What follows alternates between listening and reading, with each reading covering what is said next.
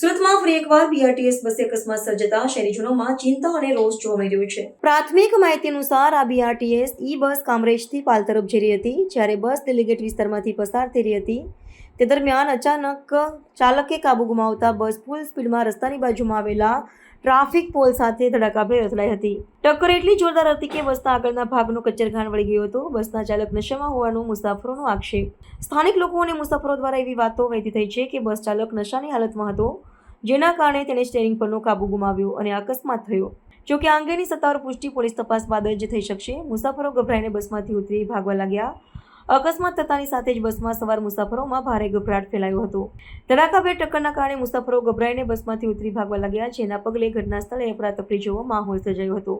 સદભાગ્યે તમામ મુસાફરોનો આબાદ બચાવ થયો છે અને કોઈ ગંભીર ઈજા કે જાનહાનિના સમાચાર નથી.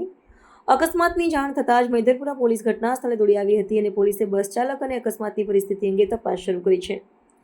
ડ્રાઈવર નશામાં હતો કે કેમ તે દિશામાં પણ પોલીસે તપાસના ચક્રો ગતિમાન કર્યા છે. સુરતમાં બીઆરટીએસ બસો દ્વારા વારંવાર અકસ્માત સર્જવાની ઘટનાઓ પર તંત્ર દ્વારા કડક પગલાં લેવાની માંગ ઉઠી છે.